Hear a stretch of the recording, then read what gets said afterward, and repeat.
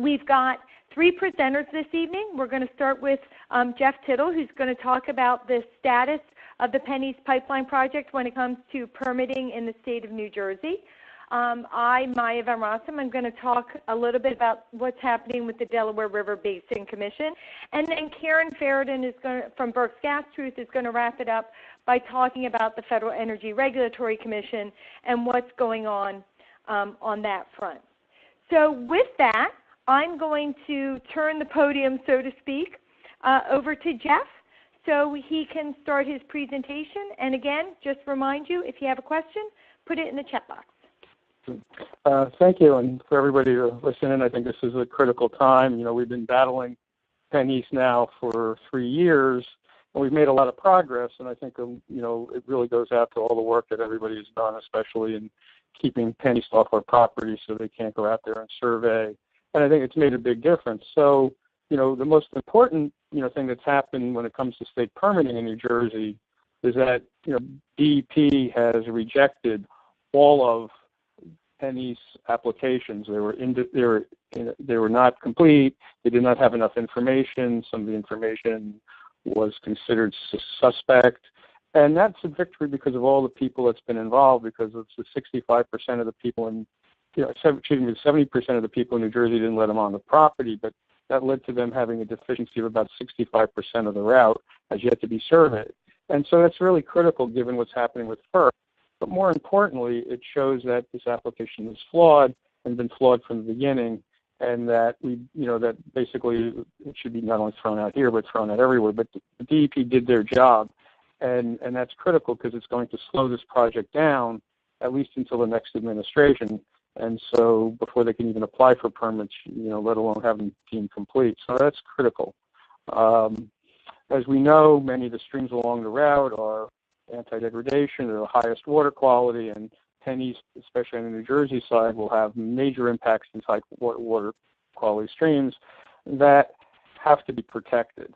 You know, and so, you know, again, we're really doing well, except that we have, you know, some problems ahead. But most importantly, as people have been following in the news, you know, pipelines have been turned down based on not meeting their water quality certificate. And because we have such high-quality streams and high-quality wetlands, there's endangered species in the area. These are also special protection waters under the DRBC, that this pipeline, no matter how they try to build it, will degrade water quality, violate the anti-degradation criteria, which means no measurable change in water quality. And because of that, we believe that the DEP should reject the 401 certificate based on the impact from drilling, from runoff, from potential construction, or even thermal pollution from the pipes cutting through high-quality streams.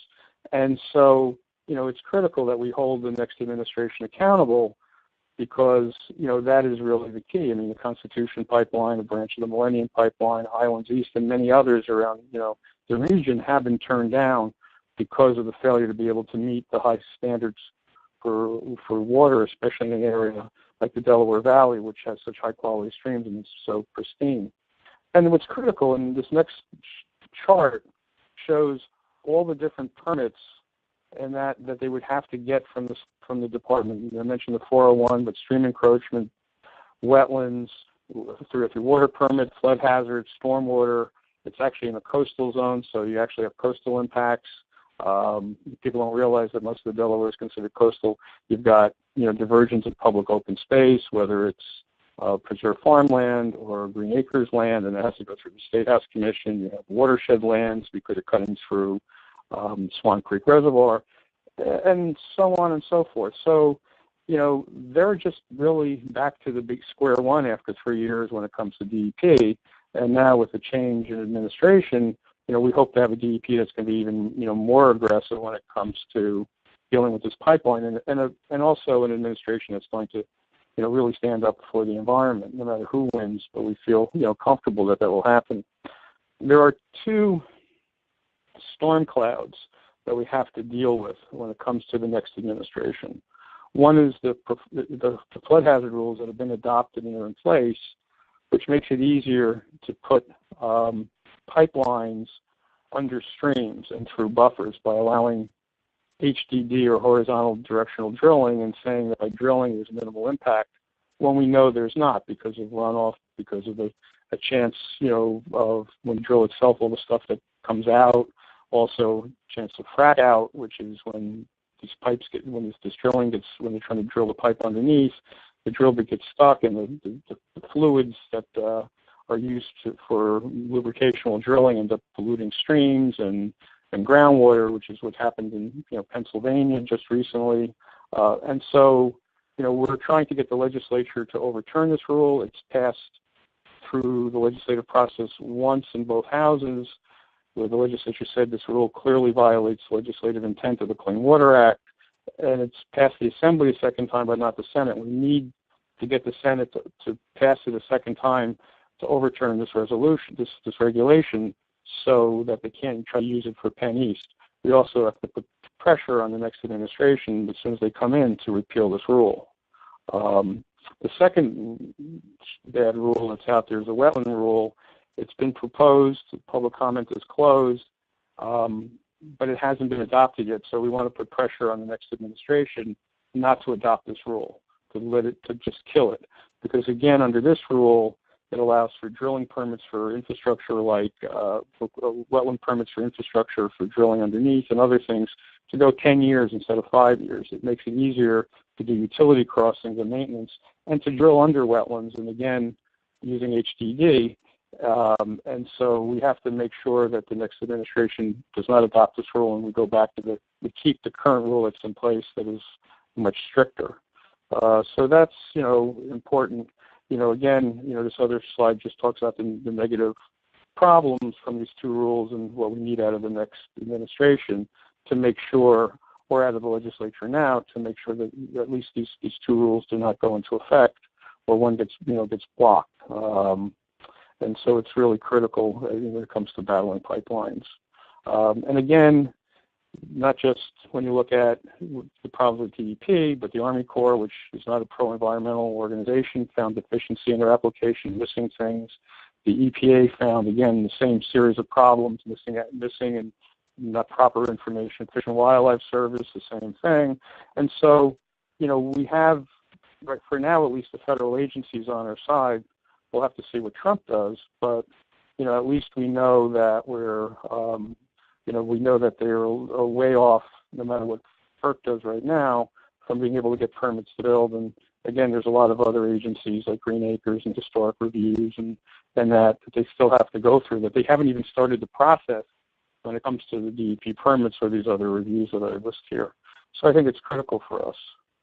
We know, and other people will talk about FERC and the problems that are going on there, but no matter what FERC does, because we have always known FERC has been a rubber stamp for the industry, it can't get around the 401 water quality certificate and the state permits. And so no matter what FERC does, because we've always knew FERC would be bad, the state agencies become even more important now in order to stop this pipeline, and that's really critical. And then I'm just going to end on,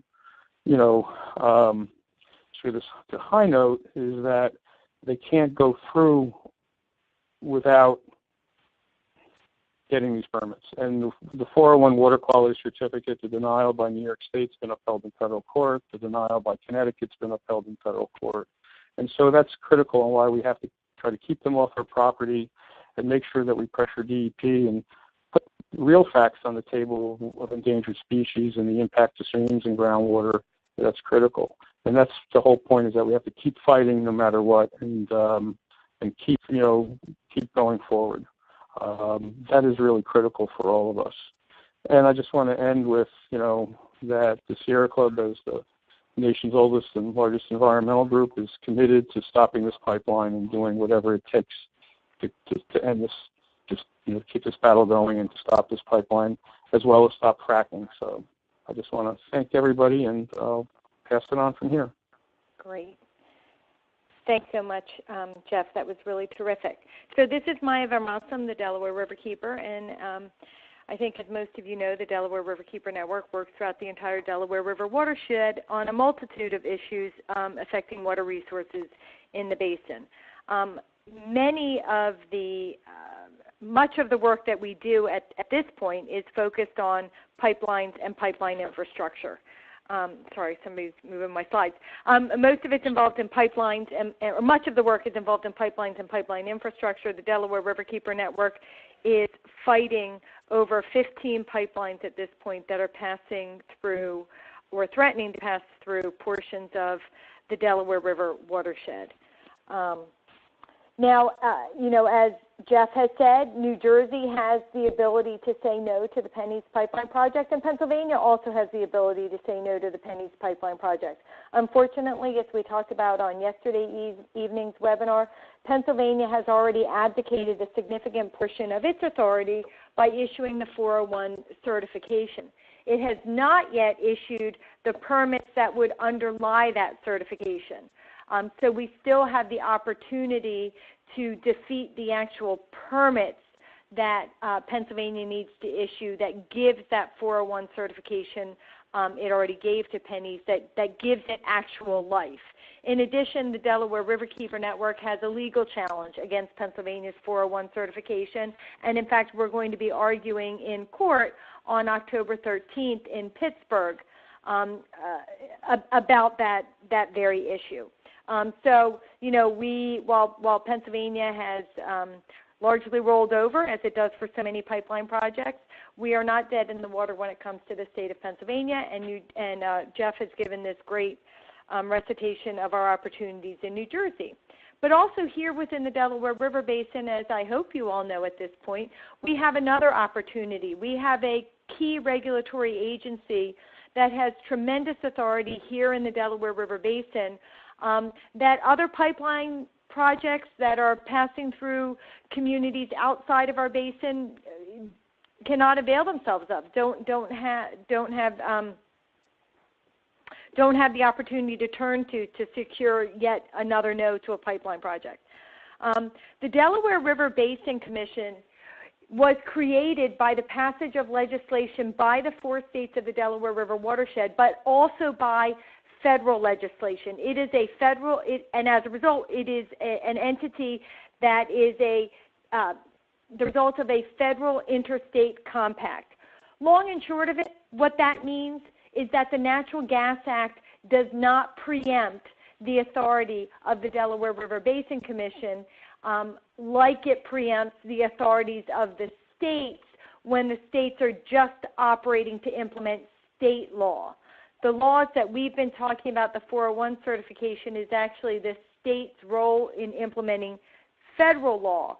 But just purely standing on their own, state authority is preempted.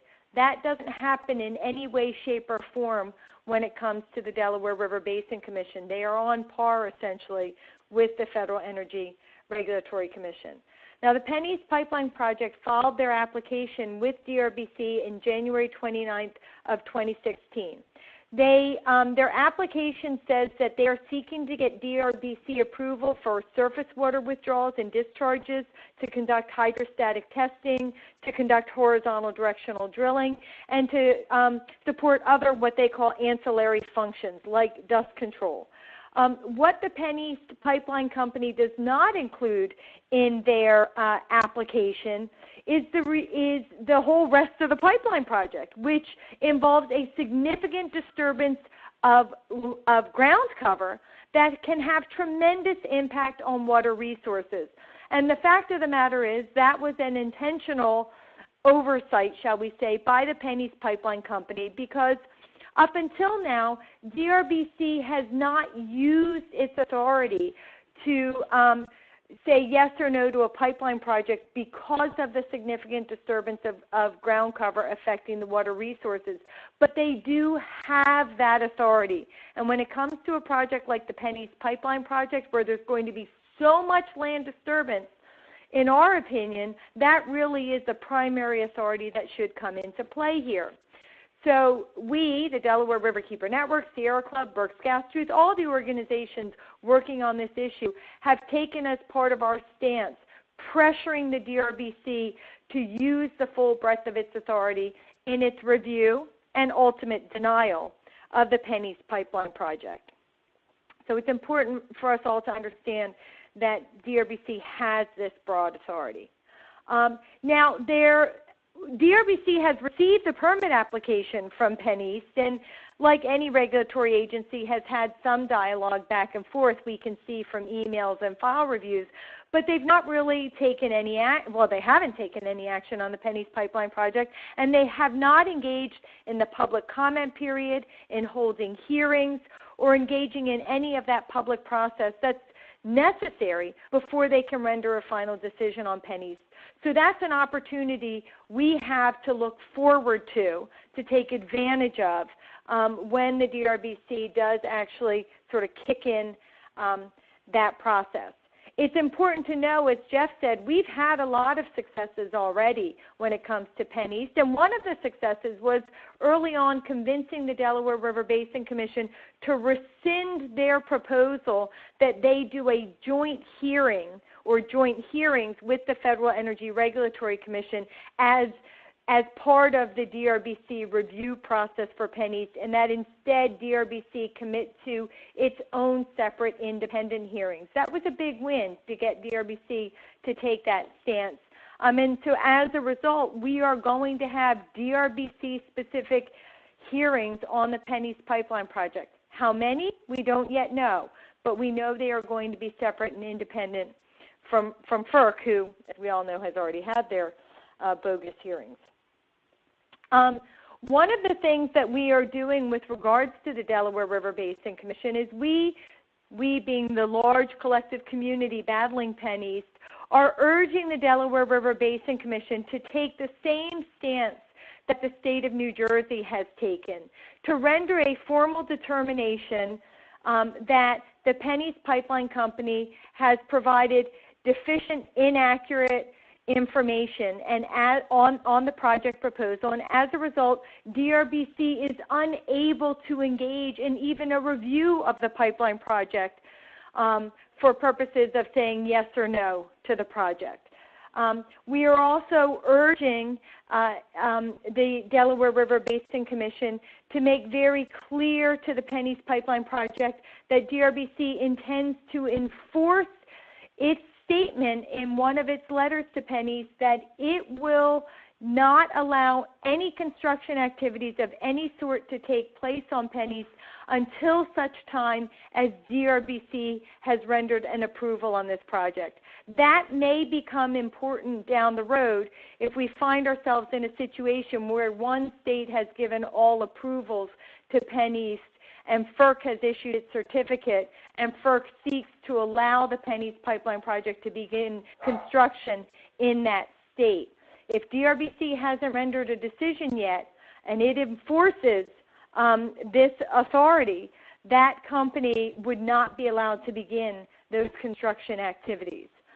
So in order to advance these requests of the Delaware River Basin Commission, the larger collective of communities, organizations fighting PennEast have created a sign-on letter urging the Delaware River Basin Commission to take these stances. And you will see there a bit.ly link, and we will send that bit.ly link to you. Or actually, Molly or Bridget will put it down in the comment box so you could link on it directly, where you could add your name to this sign-on letter that's going to be delivered to the DRBC later this week. Let's see. So that's where things stand with the Delaware River Basin Commission. They stand in a holding pattern, and that's how you can get involved right now. You can add your name to that sign-on letter. With that, I'm going to turn it over to Karen Feridun to talk about FERC. Thanks, Maya. Hello, everyone. Can you all hear me well? I'm going to take that as a yes. So I wanted to talk to you for a few minutes about FERC and some of the things that have been going on there. It's been a big year with FERC because at the very beginning of Trump's presidency, he told Cheryl LaFleur that he wanted her to resume her seat as chair on an interim basis, which meant that Norman Bay, who was already in that seat, had to go. Now, he could have taken a seat on the commission, but he was angered by the whole thing and decided to leave FERC altogether. And that happened very early on. They had one meeting in January, and this all happened by the end of the first week of February. He was gone. And so knowing that he was going to go away, and knowing thanks to the other openings that were already on the commission, because people had already vacated seats for other reasons, they knew that there was going to be no quorum as soon as Norman Day left. And so they rushed to approve a number of pipelines, including Rover. And I'm going to talk about that again in a minute, but I also saw a question having to do with horizontal directional drilling here in Pennsylvania, and it's kind of a related story, so I'll be happy to address that question too in the Q&A. But anyhow, Trump, meanwhile, had been floating some names. Robert Pelson, who's well known to us in Pennsylvania. He's the former head of the PUC, and he was instrumental in approving the pipeline that ties into that issue with Rover. That's the Sunoco Mariner East pipeline, which is now actually owned by Energy Transfer Partners. But he was instrumental in making that happen. He also is the one who told the press shortly after his name started being floated for FERC that those of us who were engaged in pipeline fights were engaged in jihad. He actually said that to a room full of industry people that the press was also part of.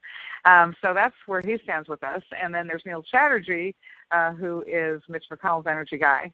And so these are guys who are both very, very rabidly pro-fossil fuel. Chatterjee was all in favor of leaving Paris and in favor of Keystone XL. So it gives you a sense of who these two guys are. The other name that he was floating at the time was Kevin McIntyre, who was an attorney who's represented many companies before FERC. So those were the three names he put out there. He eventually nominated the first two, Pelson and Chatterjee. And so the other thing that occurred while these openings were still sort of in play was that Colette Honorable left at the end of her term, which meant that there were now 4 open seats on a 5-member commission. And so we had been, as you all know, we'd been pushing for a long time, for more than a year now, on Congress to hold hearings and investigate FERC and all of its abuses of power that have been documented so well by all of you and so many others. We had the great event in D.C.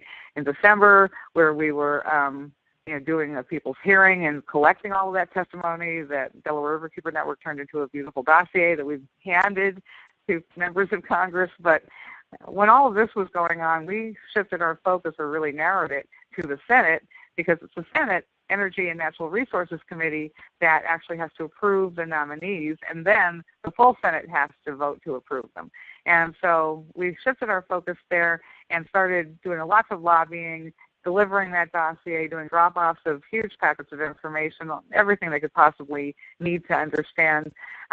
We were, doing phone-in days. We did a mother of all Twitter stories. We did all sorts of things to try to inform the Senate of our disapproval of the nominees themselves, but also the fact that, there's no quorum right now. Take advantage of that and do this, investigation that you really need to do. Don't even approve either one of them. Even think about it before you've done the investigation that is so long and overdue and coming. So that was basically the messaging when we would go to D.C. and do our call-ins and phone-ins, and I know a number of you participated in those.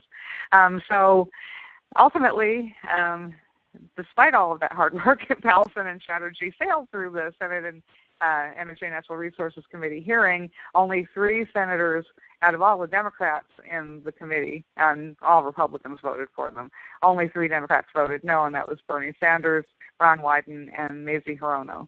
Otherwise, they all voted to approve these guys. So now it was a matter of the Senate having to vote for them in full, from the floor.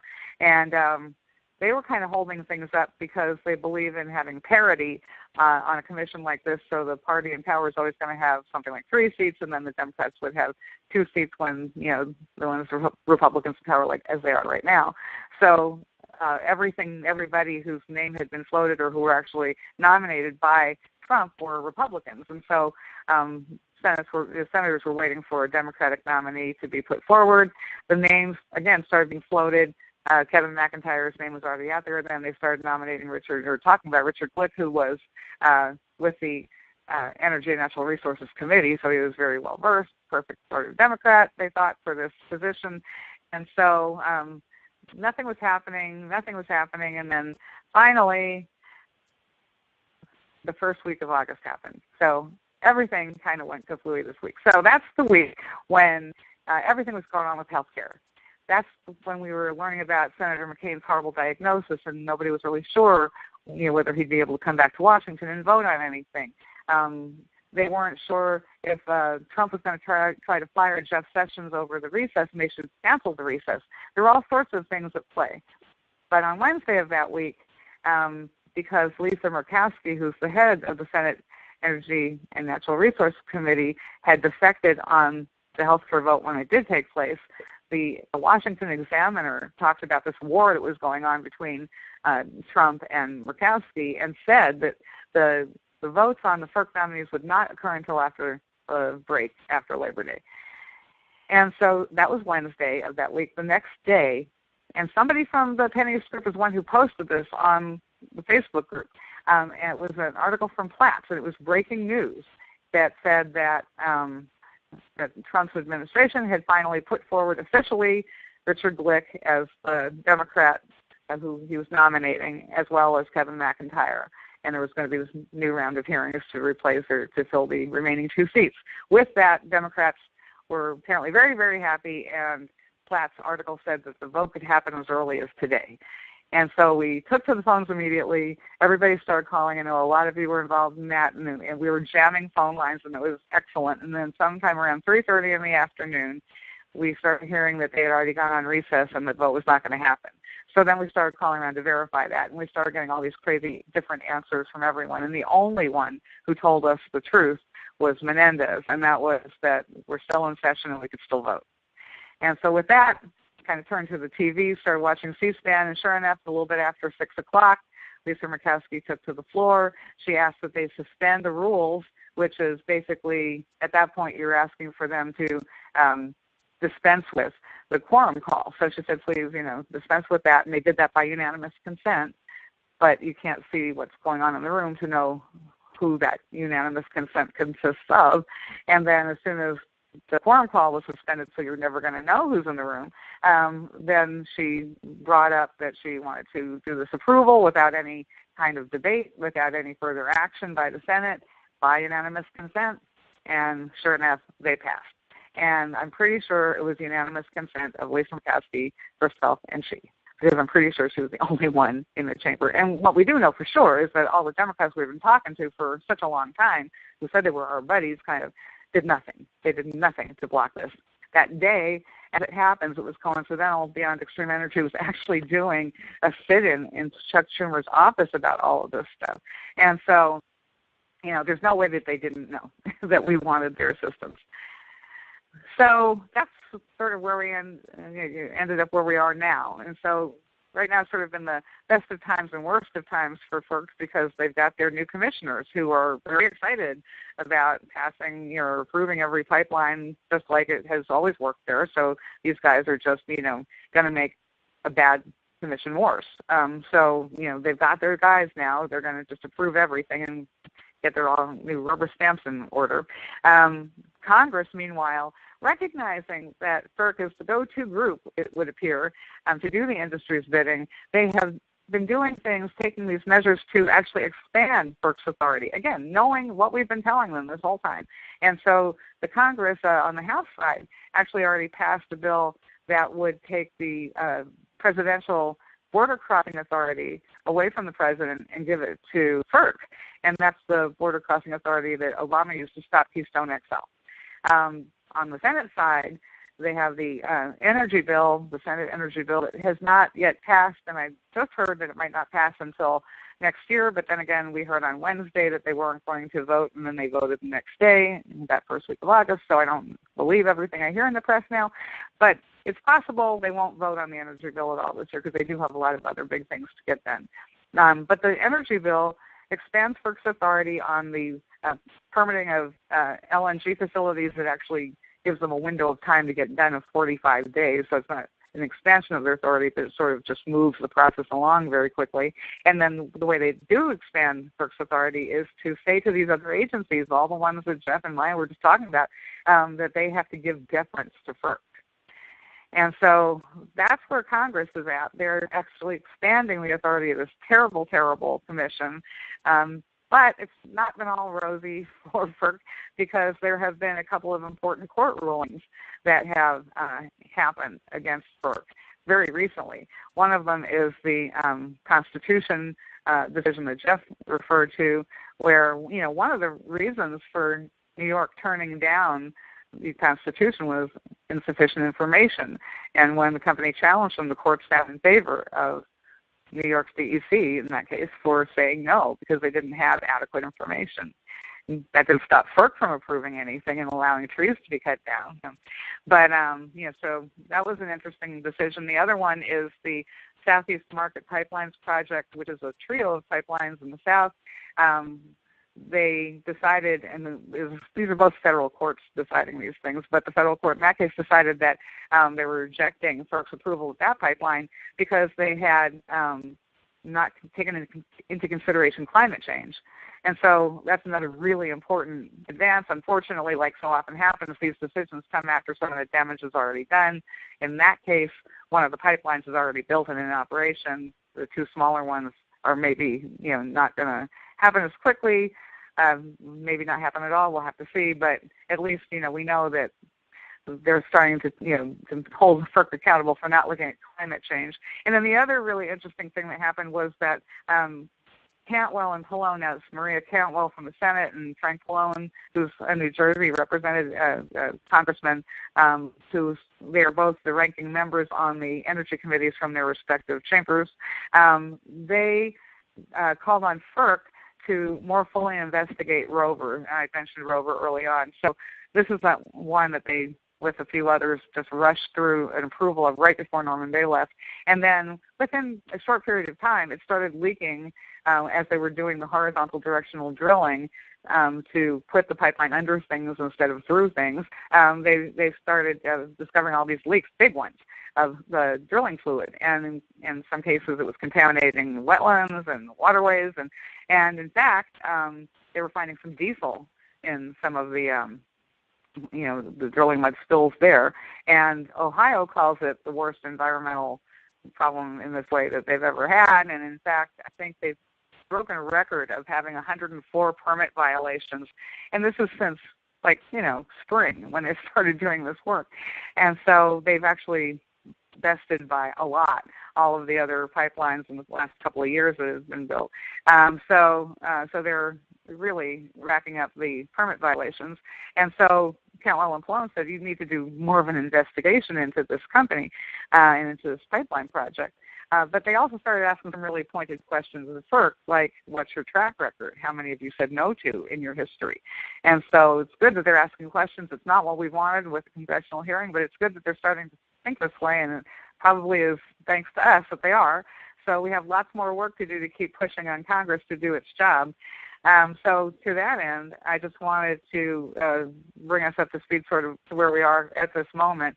So FERC is back in business because they have the quorum restored with these two nominees who've already been approved. And that means that they can approve pipelines, and they already have. They approved the Nexus pipeline. And they put Rover back online. They're allowed to start construction again on Rover, even though they've had all these massive problems, even though they're being called on to investigate. Rover's back in business. And then the first meeting that FERC is going to have, and this is all decisions to date that have happened without having a public meeting. They do that like they did in February. They have already done it again with Nexus and Rover. But the first public meeting is going to be on September 20th. And we were hoping they might wait until then to start doing some of this work, but no. And so now it's going to be the first meeting on September 20th with Chairman Chatterjee, who is the interim chair now that he's on board, and he's going to step aside once Kevin McIntyre takes over. Anyway, that's going to happen on September 20th, and then Glick and McIntyre are surely going to be approved. McIntyre will become chair, like I just said. And then there's this other stuff going on, like I said. We have that horrible energy bill out there, and it's going to come to a vote at some point. And so, the thing that you really have to do when you're, talking about this with your legislators, when you're talking to members of Congress and everyone else, talk about S1460, that's the number of the Senate energy bill, and tell them to vote no. All the buzz I've heard to date is that if they were to have the vote right now, they would vote yes with broad support from both parties. And in fact, Maria Cantwell has asked them to not take it through the Senate and Energy and Natural Resources Committee, just to take it straight to the floor for a vote. And she's a Democrat. So we really have to push on Democrats on that one in a big way.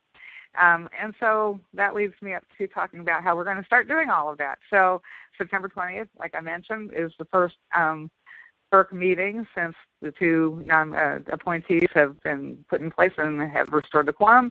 And so we're going to be there. And we're going to be having a rally before their meeting at 8:30 in the morning in Washington, D.C., in front of their building. And then we're going to go inside, and we're going to go to the meeting. Anybody who would like to. Some people might still want to stay outside and chant or do something. Inside, we're planning to do a little musical entertainment for them and be escorted out, most likely. You don't have to participate in that, but that's the idea. We'd like to have lots of people in the room and some of them singing. Outside, you can be doing whatever you like. But some people are also going to go up to the Hill and do some lobbying. And so it's mostly going to be a drop-off unless you'd like to make an appointment with your member of Congress, which you're certainly welcome to do. And we have a letter that we have been circulating that we can send along with you if you're not there to do a sort of a joint drop-off after the FERC meeting that day. If you make your own appointment, we can certainly provide you with the information you're going to need to do the drop-off and some talking points and everything you might need. But we really are encouraging people, everyone who can possibly come down to Washington, to get down there, be part of all of this, and make a real good showing to both FERC and to members of Congress that we're not kidding around. We're not going to stop. Just the fact that they've restored their quorum isn't going to deter us whatsoever. So two ways that you can let us know that you're interested in being a part of this is to, if you're part of an organization and you're in authority to sign on to things, or if you're not, you can ask the person who is in authority to do so to endorse the action. And so on this last slide of mine, you see the bit.ly link there, and we'll be sharing that around in notes and everything. But you can certainly click on that link to get to an endorsement form that you can fill out. And then the other thing that you can do, of course, if you are able to come there, is to sign up and let us know you can be there and check off all the different things that you are willing to do. You might not end up having to do all of them, but if you're willing to go into the building, or you're willing to stand outside and keep making noise, or you're willing to go up to the Hill, just let us know all of that so we can figure out, if we have good numbers to be in the room and that sort of thing. It'll just sort of guide us. The other thing that you can fill out on that form is whether or not you need housing. It's 8:30 in the morning in Washington. It's a long ride. So there is a church that is providing us with cheap housing for 2 nights, the night of the 19th, and if anybody needs it, the night of the 20th. And it's very close to FERC, very convenient. So I think it's $27 a night. One of our friends in Washington can provide linens to everybody. They have 50 mattresses in the church. We filled about 9 of them. So there's still space for people who would like to stay at the church. So you can let us know that you're interested in all of that on the form, and then you'll be hearing from us with more details. And the bit.ly link is right there for that. And so with that, I'm going to stop talking and turn it back to Maya.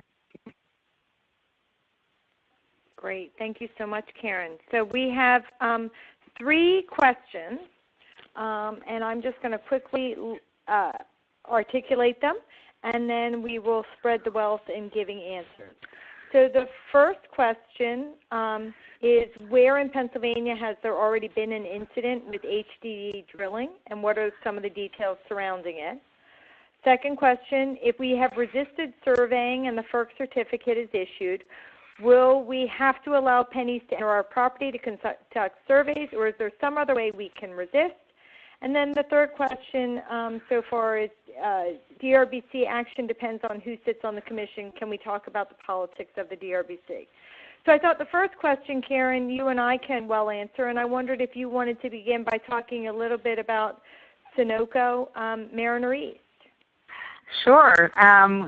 So it was July 3rd, right before the big holiday, that some folks down in West Whiteland Township in Chester County started noticing that their water was kind of funky, and it took some time before it came out that, and it was thanks to state impact actually, that it came out that there had been a spill. This was not the first one. We already heard about one of 22,000 gallons prior to that, an even smaller one in between. So there were these spills occurring, but this one was actually contaminating private water supplies. And so Senator Dinniman down in that area got very active, saying that he wanted everything shut down. The community members were very upset. The people who were directly impacted were being offered private, to be put on public water and no longer use their private water supplies.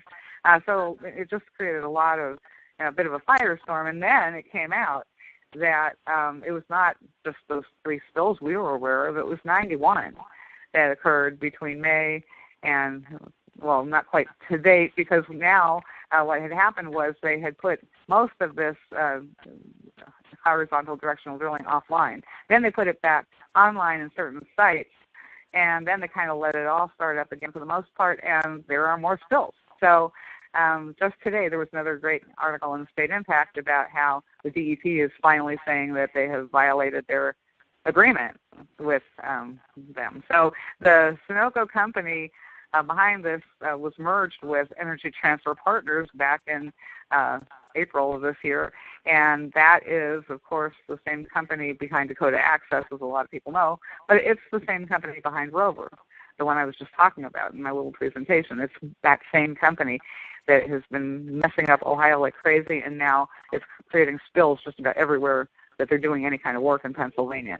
So it remains to be seen what will occur with that, but I'll turn it over to Maya, because that's her bailiwick. Yeah. So, in fact, for the Mariner East 2 project, the Delaware Riverkeeper Network Clean Air Council and Mountain Watershed Association, as well as some municipalities, actually brought legal actions and to temporarily halt the drilling activities that were taking place because there were so many catastrophic events. Exceptional value streams were contaminated, drinking water supplies were contaminated, some drinking water wells were dried up. There were actually 2 pristine drinking water springs that were punctured. And we entered into an agreement with DEP, which I think is the one that Karen just mentioned, which required more in-depth analysis and monitoring and the like before the HDD was allowed to continue. When there is a problem, there's a heightened obligation for the company and DEP to take action. Nonetheless, because the project was already approved, the project is continuing to move forward, just with a lot more oversight. But a lot of people have been harmed, as Karen said, a lot of waterways, a lot of drinking water supplies irreparably altered. We also had, for the Northeast Upgrade Project that went in upriver, when they were going under the Delaware River, there was a blowout of drilling muds that actually entered the Delaware River. So in Pennsylvania, there have been a lot of bad experiences with HDD, and I think just the best summary that I could provide of recent experience is to send to this list a copy of the legal filing that the Delaware Riverkeeper Network did with the other 2 organizations on Mariner East, where we sort of lay all of that out. Now, the next question, Jeff, I thought you would be really great to answer. Yeah? I just wanted to mention for people in New Jersey that when they're trying to do HDD for the Leidy Loop in Montgomery, the drill bit got stuck for 6 months. It was like having a jet engine in the neighborhood. And then eventually, after almost a year of attempted drilling, they ended up having to do a cut and cover through the stream anyway and move the pipe. So it's a real mess. Sorry. Jeff, do you want to answer the next question? The question is, if the certificate is issued, will property owners immediately have to allow PennEast onto their property in order to conduct surveys or not, essentially? No, you don't. They have to go to court. And they have to get approval. You can still block them and you can fight them in court too. So you should not let them on just because of the certificate. What they'll do is, just to give a little bit more detail, is the company has to go to FERC and get approval to exercise eminent domain authority, and then they have to actually exercise eminent domain authority and get an order from the court that gives them property rights. So all of that has to happen before before they could get access, and how fast or slow that goes is partially determined by whether or not people decide to suddenly negotiate a deal or to sort of let the company take them through eminent domain completely, whether they have an attorney or not, require that whole process. And then after the fact, just today, there was a legal filing on another pipeline project. Actually, the filing was yesterday. The press conference was today, where there's a group of landowners that are really challenging this idea of taking property rights for these pipeline projects, claiming that there's not been a demonstration of public purpose. So how that plays out in the courts will also be instructive as to what might be opportunities for PennEast landowners. Jeff or Karen, did you have anything else to add? Yeah, I just want to mention that in some of the cases where the land is encumbered, meaning there's a, it's got a green acres restriction or a farmland restriction, it becomes even a bigger battle to try to stop them, to keep them off. And then the other thing, even if they come on to survey, that's a long way from actually being able to build the pipeline. One of the reasons, Maya and everybody's been saying about, test your, check your, know your property, know where your wetlands are, know where your, take measurements of your well, check all your, everything around your property, because even if they get access, we can still fight them because they're trying to get access to do surveys for endangered species, to check wetlands or wetland buffers and how far they extend, and if there are wetlands, and same thing stream buffers, and all that can be, we need your information and our experts to be able to challenge anything they try to turn into DEP or any other agency to try to get permits. So it's not the end of the battle. It's just it's just a continuation of the fight. The next question was asking us to talk a little bit about the politics of DRBC and the commissioners. I certainly have something to say about that, but before I go, I didn't know, Karen, Jeff, if you'd like to offer some thoughts in response. Well, why don't you start off and then we can chime in. Okay. So the questioner is right that how decisions play out at the DRBC is largely dictated by the politics, because the decision makers are the 5 commissioners of the watershed states and a representative for the president, who is a U.S. Army Corps of Engineers colonel. Now, when it comes to projects like PennEast, where there are particular states that are affected, whether it be one or some states, so in this case New Jersey and Pennsylvania, often what the commissioners sort of do amongst themselves is they try to defer to the impacted states. Regardless of the politics of the moment, generally they try to be collegial and they try to defer to the most impacted state or states. And of course here that would be Pennsylvania and New Jersey. And we have this weird situation where we've got, a Pennsylvania governor who is rolling over for pipelines left, right, and center, and a New Jersey governor that we expect to roll over for pipelines left, right, and center, but his DEP right now has done the right thing and is not rolling over, giving us time and space to get to the next governor who has, as I'm sure Jeff will talk about, has taken a position against the PennEast pipeline project. So delay, as Jeff mentioned earlier, gives us the opportunity to get in place and in play a new New Jersey governor that might be more helpful in persuading the other DRBC commissioners to, yes, defer, but defer to the right outcome, not the wrong outcome. That being said, Governor Cuomo has been taking a strong stance, or his administration has been taking a strong stance on some pipeline projects, and really has been acting as quite a leader nationally on some elements of pipeline review and rejection. And so certainly understands the impacts of pipelines. And so can be considered an ally to the extent that we've been arguing to him and his administration that any new pipelines really revs up fracking, and the more fracking that happens, the more pressure there is on New York State, like every other state, to have more fracked gas pipelines.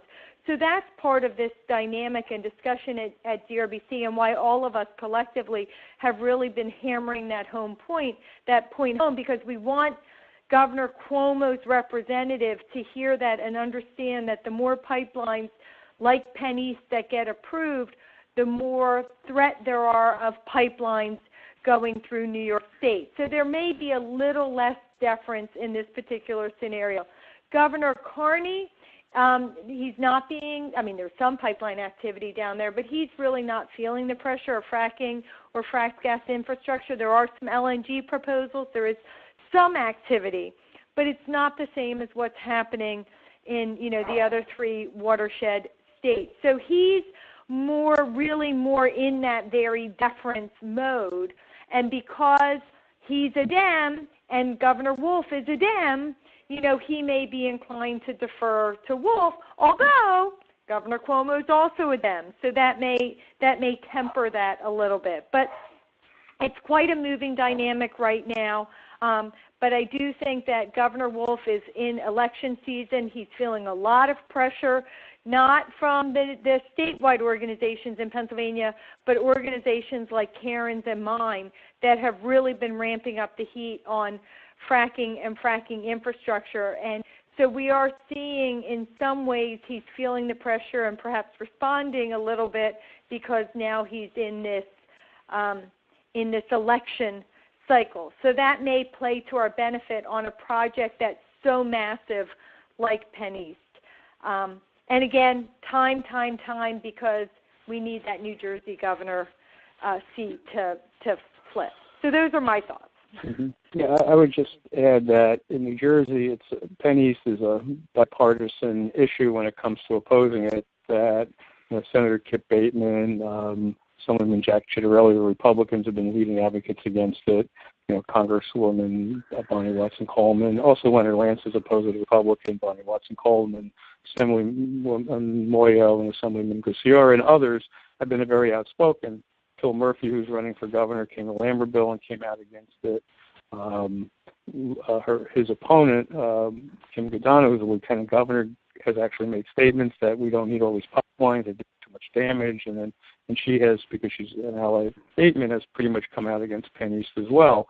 And I think that dynamic will help. We just got to wait this thing out a few months because there'll be a new appointee as commissioner of DEP in New Jersey and a new representative at the DRBC.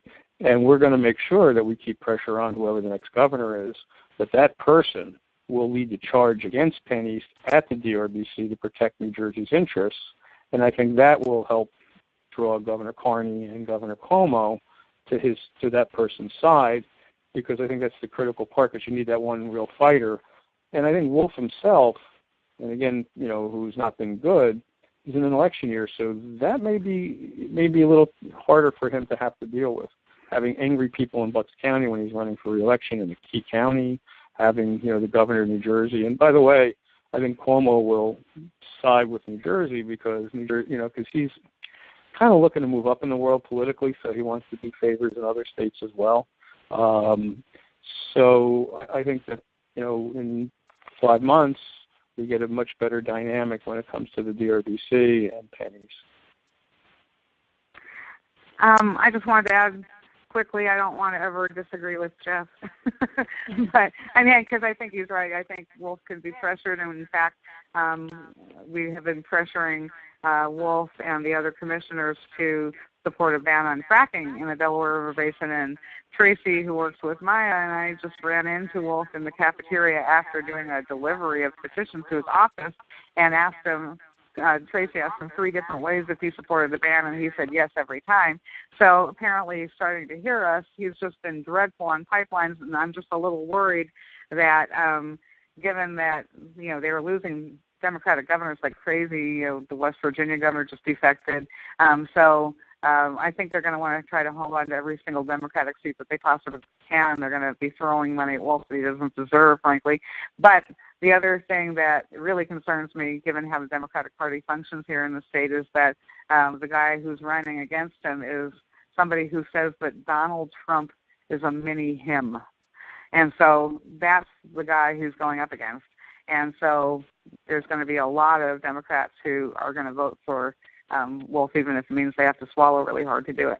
So I'm really hoping that we can still ramp up the pressure and make him earn his job back if that's how it's going to work. But I don't have a lot of faith in Wolf. We haven't seen a lot of champions in our state government at any level. Well, I just want to. We don't need him to be a champion. We just need him to have his representative go out to lunch or go to the bathroom when the other 3 states vote no. Go tell him. He doesn't need to. He doesn't need to have. He just needs not to try to block it. I could do it in a whole hour on that, but I won't. I know. I know. With Democrats like him, you don't need Republicans. All righty. Exactly. So we are at 7:33, so we've reached our time limit, and we've answered all of our questions. So I just want to thank all of our presenters. I want to thank the Delaware Riverkeeper Network staff that's sitting at the office managing all of this webinar for us, and I want to thank everybody who joined us. Have a great evening, everyone. And you will get follow-up information. And don't also, I didn't put it up at the end, it was up at the beginning. Don't forget, September 17th, we have an event at Bulls Island to reestablish connections and networking and come up with some new strategies and just, build upon the great relationships we have all had the good fortune to be able to develop as a result of this unfortunate battle. So look for the details, Bulls Island, September 17th in the afternoon. It's going to be a lot of fun, and we hope you'll all come. Thanks, everyone. Bye. Bye. Bye. Everyone.